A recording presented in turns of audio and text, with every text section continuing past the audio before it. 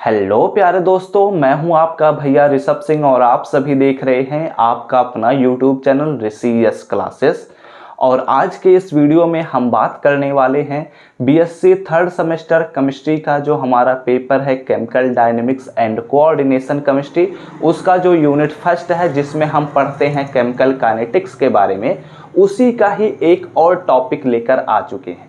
इस टॉपिक में हम बात करने वाले हैं कि determination of order of reaction क्या होता है। इसमें हम समझेंगे कि हम किस प्रकार से किसी भी रिएक्शन के ऑर्डर को डिटरमाइन कर सकते हैं, वो कौन कौन से मेथड हैं, उन सभी पर हम बात करेंगे। बेसिकली इसमें हम इस चीज़ के बारे में पढ़ेंगे कि किसी भी रिएक्शन का हम ऑर्डर कैसे निकाल सकते हैं, इसके बारे में इस वीडियो में हम पढ़ने वाले हैं। लेकिन अगर आप सब हमारे पिछले लेक्चर्स को नहीं देखे हैं तो आई बटन पर जाकर देख लीजिएगा, या फिर पूरे प्लेलिस्ट का लिंक आप सभी को डिस्क्रिप्शन में मिल जाएगा, वहां से जरूर जाकर देख लीजिए, आपके लिए ही फायदा रहेगा। और इस चैनल पर पहली बार आए होंगे तो जरूर सब्सक्राइब करने के साथ बेल आइकन को ऑल पर भी सिलेक्ट कर लीजिए, जिससे ऐसे ही ढेर सारे वीडियोस के नोटिफिकेशन आपके पास सबसे पहले पहुंचे। तो चलिए सबसे पहले हम समझते हैं कि determination of order of reaction से किस प्रकार के क्वेश्चन आप सभी के एग्जाम में आ सकते हैं। तो अगर इसके सब्जेक्टिव क्वेश्चन पर बात करें तो यहाँ पर आपसे पूछा जा सकता है, discuss the method used to determine the order of reaction. यानी कि किसी भी रिएक्शन को हम किस मेथड से डिटरमाइन कर सकते हैं, उसके ऑर्डर को, किसी भी रिएक्शन का ऑर्डर हम किस मेथड से डिटरमाइन कर सकते हैं, इसके बारे में हमें बताना रहता है। तो इसमें हमारे 3-4 मेथड होते हैं, जैसे कि वैसे तो कई सारे मेथड हैं, लेकिन अगर हम बात करते हैं केवल मुख्य मेथड पर तो यहाँ पर हमारे पास एक आता है हिट एंड ट्रायल मेथड। ठीक है, hit and trial method, trial method. और इसके अलावा हमारे पास आता है दूसरा जो मेथड है और जो सबसे पॉपुलर मेथड है, वो है हाफ लाइफ चेंज मेथड। ठीक है, हाफ लाइफ मेथड भी लिख सकते हैं, हाफ लाइफ मेथड। और हमारे पास एक तीसरा आता है जिसे हम कहते हैं डिफरेंशियल मेथड, डिफरेंशियल मेथड। ठीक है, ये हमारे पास जो 3 मेथड हैं, इनके अलावा भी और भी मेथड हैं, जैसे ग्राफिकल मेथड हो गया, ओस्टवाल्ड का एक मेथड है, इसके बारे में भी पूछा जा सकता है। लेकिन ये जो इनके अलावा जो मेथड हैं उनके बारे में बहुत रेयरली पूछा जाता है। और इन तीनों मेथड में से भी केवल 2 ही मेथड पर मोस्टली पूछा जाता है, कि नाम लेकर भी यह क्वेश्चन पूछा जाता है कि ऑर्डर ऑफ रिएक्शन को इन 2 मेथड की सहायता से एक्सप्लेन करिए, यानी कि हाफ लाइफ मेथड की सहायता से और डिफरेंशियल मेथड की सहायता से एक्सप्लेन करिए।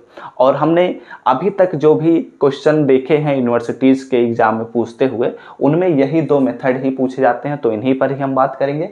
ये जो हमारा मेथड है ये इंटर में पूछा जाता है, इसलिए इस मेथड पर हम नहीं बात करेंगे, लेकिन ग्रेजुएशन लेवल में यही 2 मेथड पूछे जाते हैं।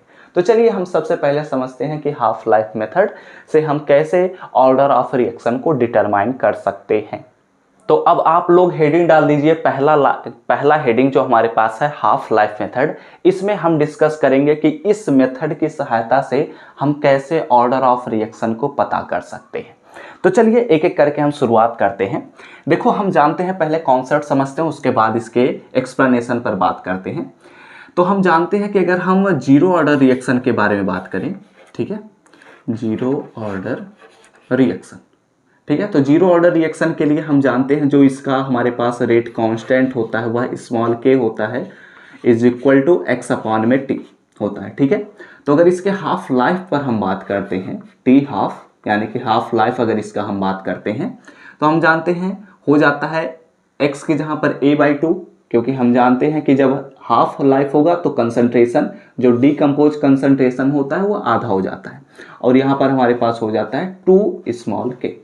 ठीक है, इतनी बातें क्लियर हो रही हैं, क्योंकि इस पर हम ऑलरेडी बात कर चुके हैं। तो आगे हम बढ़ते हैं, और हम लोग जानते हैं कि फर्स्ट ऑर्डर रिएक्शन के लिए, फर्स्ट ऑर्डर, अगर अब हम फर्स्ट ऑर्डर रिएक्शन के बारे में बात करते हैं तो इसका जो टी हाफ होता है वो होता है 0.6932 अपॉन में के होता है। ठीक है, और अगर हम सेकेंड ऑर्डर रिएक्शन के बारे में बात करते हैं, सेकेंड ऑर्डर रिएक्शन के लिए हाफ लाइफ के बारे में बात करते हैं, तो यहाँ पर हमारे पास होता है 1 में और यहाँ पर होता है स्मॉल के इंटू स्मॉल ए।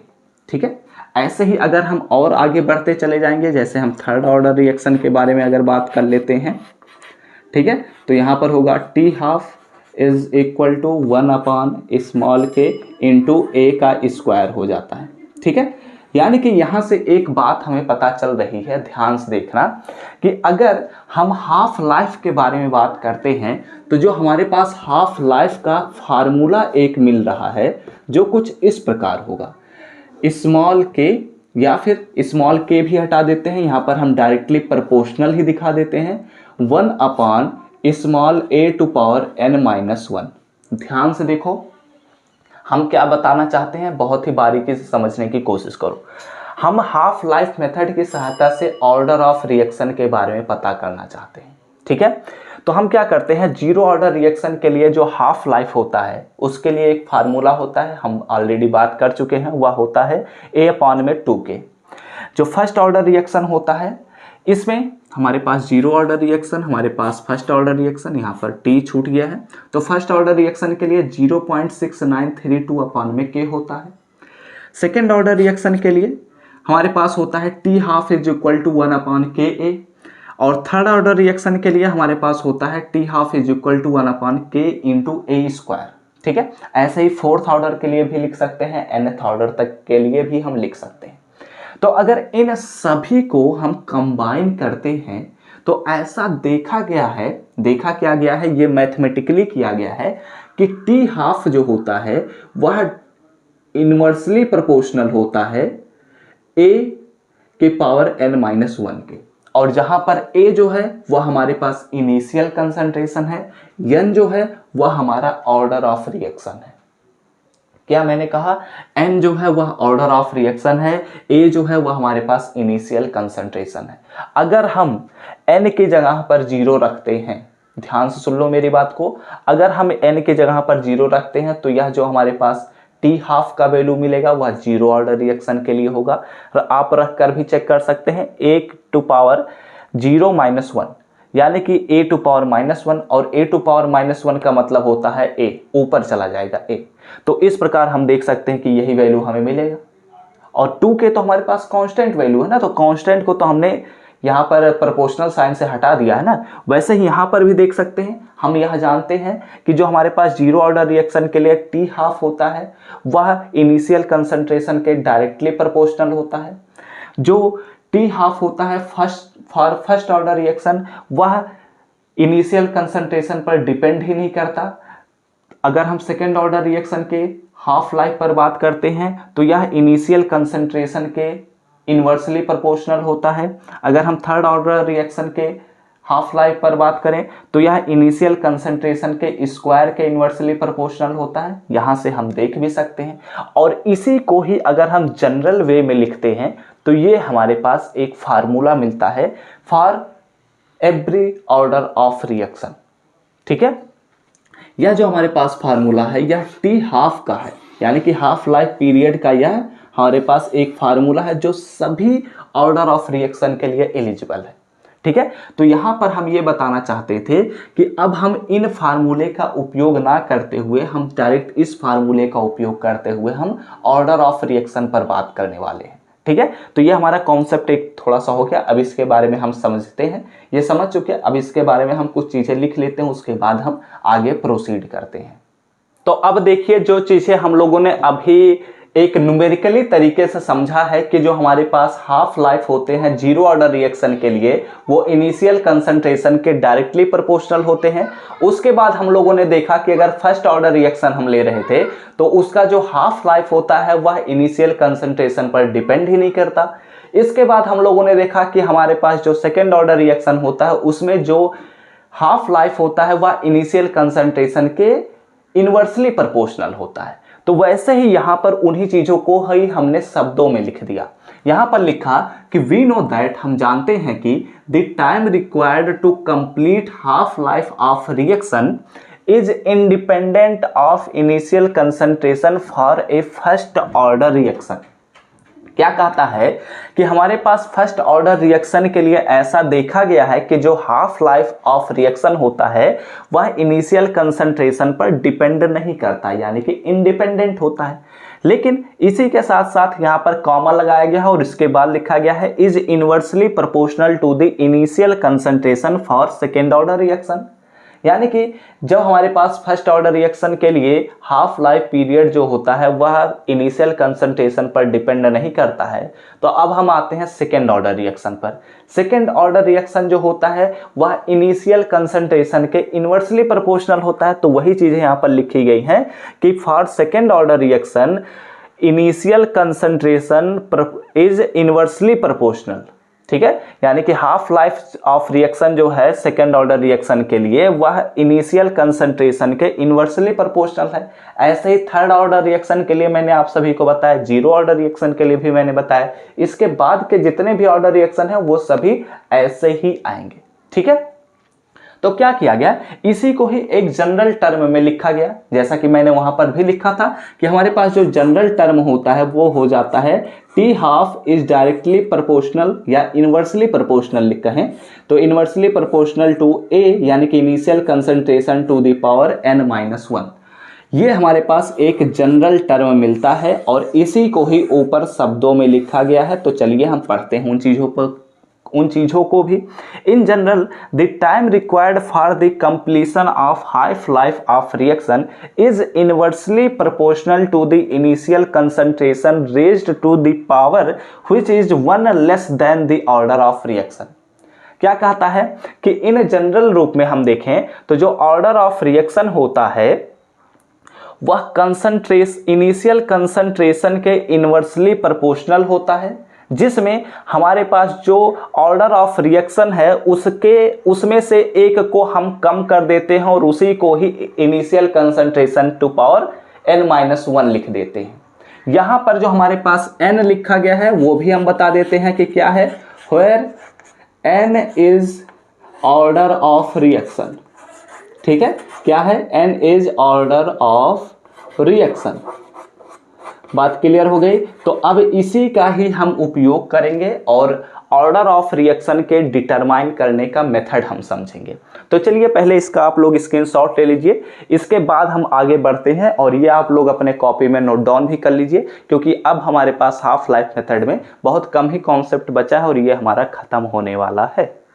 तो अब चलिए हम हाफ लाइफ मेथड से एक फार्मूले को ड्राइव करने वाले हैं और इसी फार्मूले की सहायता से ही हम किसी भी प्रकार के न्यूमेरिकल में अगर ऑर्डर ऑफ रिएक्शन निकालना रहेगा तो हम निकाल सकते हैं। तो यहाँ पर हमें क्या क्या ज़रूरत है ध्यान देना। सबसे पहले तो हमें T1 एंड T2 हमारे पास दो टाइम दिए गए हैं और ये जो टाइम है ये हाफ लाइफ ऑफ रिएक्शन है। कब है, ये दो प्रकार के अलग अलग प्रकार के इनिशियल कंसंट्रेशंस पर है। सबसे पहला A1 पर हमारे पास जो T हाफ है वो T1 है और A2 पर जो हमारे पास हाफ लाइफ ऑफ रिएक्शन है वो T2 है, ठीक है। एंड हमारे पास कुछ और भी चीज़ें दी गई हैं कि यहाँ पर हमारे पास N है जो कि ऑर्डर ऑफ रिएक्शन को डिनोट करता है।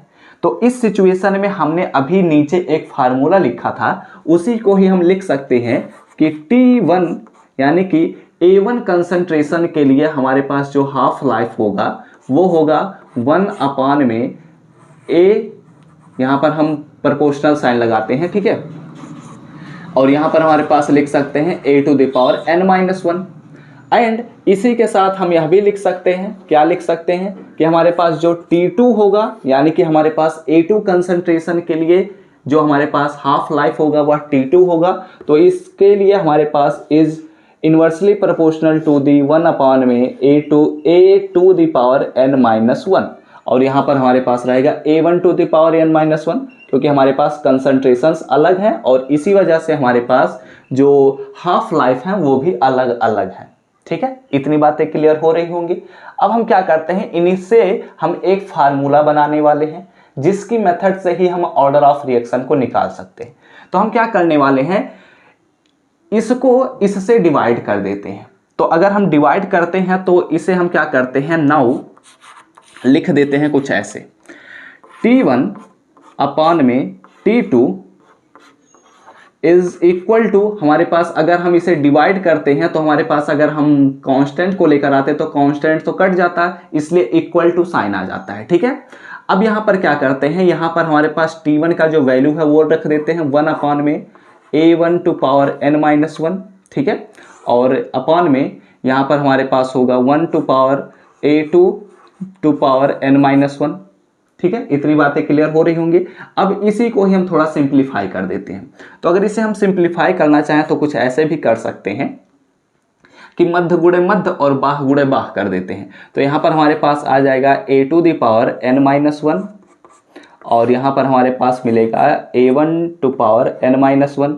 ठीक है, यानी कि इस प्रकार हम लिख सकते हैं, क्या लिख सकते हैं कि हमारे पास t1 अपॉन में t2 लेते हैं तो यहाँ से हमारे पास जो वैल्यू मिल रहा है वो मिल रहा है a2 अपॉन में a1 to whole power n-1। ये हमारे पास एक फार्मूला मिल रहा है। आप लोग बुक में देखेंगे तो वहाँ पर इसे लॉग के टर्म में लिखा गया होगा, लेकिन अगर हम लॉग के टर्म में निकाल देंगे तो हमारे न्यूमेरिकल सॉल्व होने में बहुत ज़्यादा परेशानी होने लग जाएगी। इसलिए इसे हम लॉग के टर्म में नहीं लिखेंगे, हम इसी के टर्म में ही लिखने वाले हैं। ठीक है, और इसे आप लोग इक्वेशन बना सकते हैं, नहीं भी बना सकते हैं, कोई दिक्कत की बात नहीं है। यहाँ पर हम लिख सकते हैं नाउ वी कैन कैलकुलेट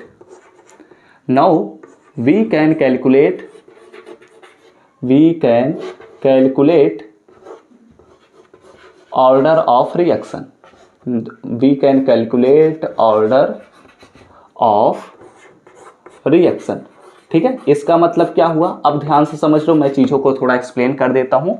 यहाँ पर देखो, हमारे पास अगर T12 A1 कंसंट्रेशन के लिए पता है, T12 A2 कंसंट्रेशन के लिए पता है, तो हमारे पास कंसंट्रेशंस तो क्वेश्चन में दिए रहेंगे और साथ ही साथ हाफ लाइफ भी दिए रहेंगे। तो इन्हीं दोनों वैल्यूज़ को सब्सटीट्यूट कर देना रहेगा और इन दोनों वैल्यूज़ को सब्सटीट्यूट करने के बाद n का वैल्यू निकाल लेंगे और वही n का जो वैल्यू निकलेगा वही ऑर्डर ऑफ रिएक्शन होगा। और ये हमारे पास पूरा कंप्लीट हो चुका कि हाफ लाइफ मेथड का उपयोग करते हुए हम कैसे किसी भी रिएक्शन का ऑर्डर ऑफ रिएक्शन पता कर सकते हैं। ठीक है, अब इसमें और कुछ भी नहीं बच रहा है। इसमें हम कुछ न्यूमेरिकल सॉल्व कर सकते हैं, लेकिन यहाँ पर मैं न्यूमेरिकल सॉल्व नहीं करा रहा हूँ। इसके बारे में हम किसी और लेक्चर में बात कर लेंगे अगर न्यूमेरिकल की बात आई तो। ठीक है, लेकिन अभी ये हमारे पास थ्योरम के रूप में, थ्योरी के रूप में ये चीज़ें पूछी जाती हैं, तो इसलिए इन चीज़ों को नोट डाउन कर लीजिए। चलिए स्क्रीनशॉट लीजिए जल्दी से। 1 2 3 गॉन। ठीक है, अब हमारे पास जो हाफ लाइफ मेथड हमने जब कंप्लीट कर दिया तो अब यहाँ पर हमें एक और टॉपिक के बारे में पढ़ना है जो कि हमारे पास आता है। कौन सा मेथड हमारे पास? Differential method. क्योंकि हमने हिट एंड ट्रायल मेथड को स्किप कर दिया है क्योंकि वो इंटर तक ही पूछा जाता है, लेकिन जो डिफरेंशियल मेथड होता है वो ग्रेजुएशन में पूछा जाता है। तो हमने हाफ लाइफ मेथड को कंप्लीट कर दिया, तो अब चलिए बात करते हैं डिफरेंशियल मेथड्स के बारे में। तो अब चलिए हम बात करते हैं डिफरेंशियल मेथड के ऊपर। डिफरेंशियल मेथड की सहायता से हम कैसे ऑर्डर ऑफ रिएक्शन को निकाल सकते हैं, इसके बारे में अब हम समझने वाले हैं। तो जो डिफरेंशियल मेथड है इसे वांट हाफ ने बताया था या फिर सजेस्ट किया था, इस वजह से इस मेथड को हम वांट हाफ डिफरेंशियल मेथड कहते हैं। ठीक है, और यहाँ पर एक चीज उन्होंने बताया, अकॉर्डिंग टू इट, यानी कि डिफरेंशियल मेथड के अकॉर्डिंग यह कहा गया कि जो रेट ऑफ रिएक्शन होता है, ठीक है, rate of reaction of the nth order is proportional to the nth power of concentration। क्या कहता है, ध्यान से सुनना, मैं इसे मैथमेटिकली लिखता हूँ, आसानी से समझ में आ जाएगा। कहता है कि जो रेट ऑफ रिएक्शन है dc अपॉन में dt, ठीक है, nth ऑर्डर के लिए जो रेट ऑफ रिएक्शन है वह डायरेक्टली प्रोपोर्शनल होता है। किसके प्रोपोर्शनल होता है? इसके concentration to the power n के। मतलब क्या है, ध्यान से सुन लो मेरी बात को, फिर से मैं रिपीट कर देता हूं। और चूंकि यहां पर हमारे पास यह जानते हैं हम रेट ऑफ रिएक्शन जो होता है वह माइनस में लगा होता है क्योंकि यह हम रिएक्टेंट के लिए निकालते हैं। ठीक है, तो अब इसी को मैं फिर से रिपीट कर देता हूं, समझा देता हूं। देखो यहां पर this method was suggested by the want half. ठीक है, यहाँ पर ध्यान में रखिएगा कि जो वांट हाफ लिखा गया है इसमें स्मॉल v लिखा जाता है क्योंकि ये एक्चुअली विदेशी साइंटिस्ट थे, अंग्रेज साइंटिस्ट थे। तो इन्होंने कैसे, इनका क्या नाम था ये हम लोग से कोई मतलब नहीं है, लेकिन यहाँ पर जो वांट हाफ लिखते हैं तो इसमें स्मॉल v का उपयोग करते हैं, ठीक है। And it is also known as Van't Hoff differential method. चूंकि वांट हाफ ने दिया था इसलिए इसे हम वांट हाफ डिफरेंशियल मेथड के नाम से जानते हैं। अकॉर्डिंग टू इट यानी कि डिफरेंशियल मेथड के अनुसार यह कहता है कि nth ऑर्डर रिएक्शन के लिए जो रेट ऑफ रिएक्शन होता है, nth ऑर्डर रिएक्शन के लिए जो रेट ऑफ रिएक्शन होता है वह डायरेक्टली प्रोपोर्शनल होता है। किसके प्रोपोर्शनल होता है? To the nth power of the concentration, to the nth power of the concentration, concentration के nth पावर के बराबर होता है। यह हमारे पास डिफरेंशियल मेथड कहता है जो वांट हाफ ने दिया था, ठीक है। और इसको हम ऐसे लिखते हैं मैथमेटिकली। अब हम सपोज कर लेते हैं दो रिएक्शन, ठीक है, या फिर हम कह सकते हैं इन टू एक्सपेरिमेंट हम ले लेते हैं, टू एक्सपेरिमेंट, ठीक है। क्या करते हैं हम दो एक्सपेरिमेंट लेते हैं, ठीक है, जिसमें हमारे पास कंसंट्रेशन डिफरेंट है। तो अगर हम डिफरेंट कंसंट्रेशन लेते हैं तो हमारे पास मिलता है dc अपॉन में dt। और अगर हम मान लेते हैं कि हमारे कंसंट्रेशन जो है वह C1 C2 है तो यहाँ पर हमारे पास मिल जाएगा माइनस dc अपॉन में dt इज इक्वल टू लगा सकते हैं। अब चलो कोई बात नहीं, क्योंकि हम एक कांस्टेंट को ला देते हैं, कांस्टेंट के आ चुका है और हमारे पास जो कंसंट्रेशन है वो हमने सपोज किया है C1, तो यहाँ पर हमारे पास C1 टू पावर n हो जाएगा। और ये हम मान लेते हैं कि ये हमारे पास इक्वेशन नंबर फर्स्ट है, ठीक है। अब हम क्या करते हैं, या तो इसे इक्वेशन नंबर फर्स्ट ना मानते हुए इसके हम दोनों तरफ लॉग को ले लेते हैं, ठीक है। यहाँ पर हम क्या करते हैं, एक और चीज़ कर देते हैं। ये तो हमारे पास टू एक्सपेरिमेंट पर हम बात कर रहे हैं ना, तो ये पहला एक्सपेरिमेंट हो गया। एंड यहाँ पर एक और हम एक्सपेरिमेंट लिखने वाले हैं जो हो जाएगा हमारे पास dc2 अपान में यहाँ पर हमारे पास हो जाएगा dt इज इक्वल टू यहाँ पर हो जाएगा स्मॉल k और यहाँ पर हो जाएगा c2 दी पावर n। ये हमारे पास दूसरे कंसंट्रेशन के लिए है, इसलिए इसे हम इक्वेशन नंबर 2 बना देंगे, ठीक है। तो ये आप लोग स्क्रीनशॉट ले लीजिए क्योंकि इसके हम अगले स्टेप पर बढ़ने वाले हैं। तो यहाँ पर हमने यह बात समझ लिया, क्या समझा है कि जो हमारे पास nth ऑर्डर के लिए रेट ऑफ रिएक्शन जो होता है वह डिफरेंशियल मेथड यह कहता है कि उसी रिएक्शन के concentration to the power n के डायरेक्टली प्रोपोर्शनल होता है। और इसी को ही अगर हम दो एक्सपेरिमेंट के थ्रू चेक करना चाहते हैं तो ये हमने दो इक्वेशन बना दिया।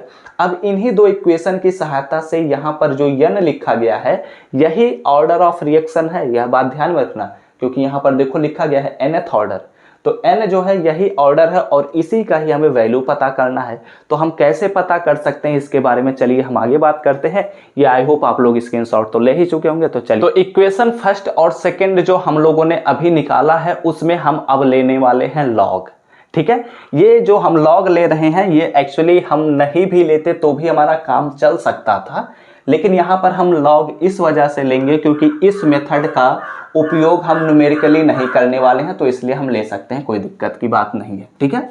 तो हम क्या करते हैं, टेकिंग लॉग, ठीक है। आप लोग नोट तो बना ही रहे होंगे मुझे उम्मीद है। टेकिंग लॉग, अगर आप लोग अपने नोट्स को नहीं बना रहे हैं तो आप हमारे टेलीग्राम ग्रुप से ज्वाइन कर सकते हैं, लिंक आप सभी को डिस्क्रिप्शन में मिल जाएगा, ठीक है। अब अगर हम दोनों इक्वेशन में लॉग ले रहे हैं तो हम देखते हैं जो हमारे पास पहला इक्वेशन था वो था हमारे पास, यहाँ पर हम जब लॉग लेंगे तो हमारे पास होगा लॉग माइनस dc1 अपान में dt, ठीक है। और यहाँ पर हमारे पास मिलेगा k, यहाँ पर हम लिख सकते हैं log स्मॉल k एंड यहाँ पर हमारे पास होगा c1 टू पावर n, ठीक है। लेकिन चूंकि हम जानते हैं k into c1 to power n लिखा गया है, इसलिए इसे हम कुछ ऐसे भी लिख सकते हैं। कैसे लिख सकते हैं, log k plus log c1 to power n, और यहाँ पर जो हमारे पास बेस e है, ठीक है, यह बड़ी बात ध्यान में रखिए। अगर हम दूसरे इक्वेशन, ये हमारे पास फर्स्ट से आया, अब हम बात करते हैं दूसरे से, ठीक है। तो ये हम मान लेते हैं कि इक्वेशन नंबर थर्ड है और हमारे पास अब दूसरे इक्वेशन का अगर हम उपयोग करेंगे तो यहाँ पर हमारे पास मिलेगा माइनस dc2 अपान में dt, ठीक है। और यहाँ पर अगर हम इसमें फिर से वही चीज़ कर सकते हैं, log small k plus log C2n हो जाएगा और इसे हम इक्वेशन नंबर 4 बना लेते हैं। ठीक है, अब हम क्या करते हैं, इन दोनों इक्वेशन को सब्ट्रैक्ट कर देते हैं। क्यों करते हैं? क्योंकि हम log k और log k कैंसिल करना चाहते हैं, जिसकी वजह से हमारे पास ये वैल्यू मिल जाएगा और ये वैल्यू मिल जाएगा। तो हमारे पास इसका हम क्या करते हैं, नॉर्मली सब्ट्रैक्शन कर देते हैं। तो सब्ट्रैक्टिंग, ठीक है, सब्ट्रैक्टिंग। अब हम इसका अगर हम सब्ट्रैक्शन करते हैं, या फिर सब्ट्रैक्शन लिख दिया मैंने, तो अगर हम इसका सब्ट्रैक्शन करते हैं तो क्या मिलेगा हमारे पास, log, यहाँ पर हमें मिलेगा माइनस dc1/dt, एंड यहाँ पर हमें मिलेगा माइनस में log, यहाँ पर होगा हमारे पास माइनस dc2/dt। ठीक है, कोई दिक्कत परेशानी की बात तो होनी नहीं चाहिए। और राइट हैंड साइड में हमारे पास ये तो वैल्यू 0 हो जाएगा और ये वैल्यू हमारे पास मिलेगा। तो यहाँ पर हमें मिलेगा log C1n और यहाँ पर हमें मिलेगा माइनस log C2n। ठीक है, अब हम यहाँ पर क्या कर सकते हैं, देखो एक चीज़ और हम लिख सकते हैं, यहाँ पर C1n लिखा गया और यहाँ पर C2n लिखा गया है। तो हम क्या करते हैं, n को आगे लेकर आ जाते हैं। तो ऐसे भी तो कर सकते हैं, कोई दिक्कत तो होनी नहीं चाहिए। इसे ऐसे भी हम लिख सकते हैं, n log C2 और n log C1, और यहाँ पर हमारे पास जो सब्ट्रैक्शन का साइन था वो तो रहेगा ही। ठीक है, बात क्लियर हो रही है। अब हम क्या कर सकते हैं, यहाँ पर n को कॉमन भी ले सकते हैं। तो चलिए यहाँ पर हम n को कॉमन भी ले लेते हैं। n को अगर हम कॉमन लेते हैं तो यहाँ पर हमें मिलेगा log C1 माइनस में log C2, ये हमें कॉमन मिल जाएगा। और यहाँ पर हमारे पास ये जो वैल्यू लिखी गई है वो जैसे के तैसे ही रहेगा। अब हम क्या करते हैं, चूंकि हमें n का वैल्यू पता करना है, तो इस साइड में जो यहाँ पर मल्टीप्लाई के रूप में लिखा गया है उसे इसके डिवाइड के रूप में लिख देते हैं। तो यहाँ पर हमें जो वैल्यू मिलेगा वो मिलेगा n is equal to log, यहाँ पर हमारे पास है माइनस dc/dt, एंड यहाँ पर हमारे पास है माइनस log, ये हो जाएगा हमारे पास माइनस dc2/dt, और यहाँ पर डिवाइडेड बाई, हमारे पास अगर इसे डिवाइड करते हैं तो यहाँ पर हमें मिलेगा log C1 minus log C2। ठीक है, ये हमारे पास एक फार्मूला मिल चुका है और इस फार्मूले को हम एक ब्रैकेट में पहले क्लोज कर देंगे। ठीक है, ये हमारे पास एक फार्मूला मिल चुका है और इसी फार्मूले की सहायता से ही हम n का वैल्यू पता कर सकते हैं। यानी कि इसमें हमने क्या बताया, देखो हमने पहले वाले मेथड में देखा कि अगर हमारे पास दो रिएक्टेंट के कंसंट्रेशन दिए गए हैं और दो हाफ लाइफ टाइम दिए गए हैं या हाफ लाइफ पीरियड दिए गए हैं, तो उसकी सहायता से हम ऑर्डर ऑफ रिएक्शन पता कर सकते हैं। इसमें हमने देखा कि अगर हमारे पास कंसंट्रेशन टू पावर n है, यानी कि nth कंसंट्रेशन के लिए, nth ऑर्डर रिएक्शन के लिए अगर हम निकाल रहे हैं, उसका डिफरेंशिएशन कर दे रहे हैं, तो उसकी सहायता से भी हम ऑर्डर ऑफ रिएक्शन को पता कर सकते हैं। इसलिए यहाँ पर हम लिख सकते हैं, नाउ वी कैन कैलकुलेट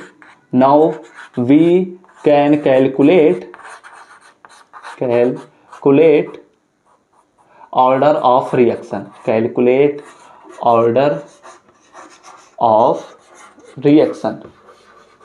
ठीक है, अब हम ऑर्डर ऑफ रिएक्शन को कैलकुलेट कर सकते हैं इसकी सहायता से, और उसकी भी सहायता से कर ही सकते हैं, इसमें तो आपको परेशान होने की ज़रूरत है नहीं। ठीक है, तो आई होप आप सबको यह लेक्चर तो समझ में आया ही होगा। अगर आप लोग इसका स्क्रीनशॉट लेना चाहें तो ले सकते हैं, आपका काम खत्म हो चुका है, आप लोग पढ़ चुके हैं। यहाँ से हम लोगों ने यह समझ लिया कि ऑर्डर ऑफ रिएक्शन को कैसे डिटरमाइन कर सकते हैं। इसके लिए हमने दो मेथड देखा है। सबसे पहला मेथड हमने देखा कि डिफरेंशियल ऑस, पहला मेथड हम लोगों ने देखा कि हाफ लाइफ पीरियड क्या है, और दूसरा मेथड हमने देखा कि डिफरेंशियल मेथड की सहायता से हम कैसे निकाल सकते हैं। इसमें और एक मेथड होता है जो हिट एंड ट्रायल मेथड है, लेकिन उसकी ज़रूरत नहीं है क्योंकि वो हमारे ग्रेजुएशन एग्जाम में नहीं पूछा जाता है। ठीक है, तो अब इस वीडियो कहीं पर हम समाप्त करेंगे और अगले वीडियो में अब हमारा ऑर्डर ऑफ रिएक्शन पूरा कंप्लीट हो चुका है। अब अगला जो लेक्चर आएगा उसमें थ्योरीज ऑफ केमिकल काइनेटिक्स पर बात करने वाले हैं, यानी कि इफेक्ट ऑफ टेम्परेचर पर हम बात करेंगे। ठीक है। तो आई होप आप सबको यह वीडियो अच्छा लगा हो। अगर अच्छा लगा हो तो जरूर लाइक करिएगा, कमेंट करके बताइएगा कि क्या आप सभी को ये लेक्चर समझ में आया है या नहीं।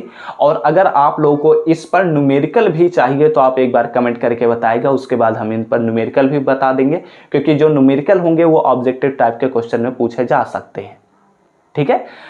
और ऐसे ढेर सारे वीडियोस के अगर नोटिफिकेशन पाने होंगे तो जरूर सब्सक्राइब करने के साथ बेल आइकन को ऑल पर सिलेक्ट कर लीजिए। तो हम सब मिलते हैं अपने नेक्स्ट वीडियो में, तब तक पढ़ते रहिए, संघर्ष करते रहिए और सफल होते रहिए।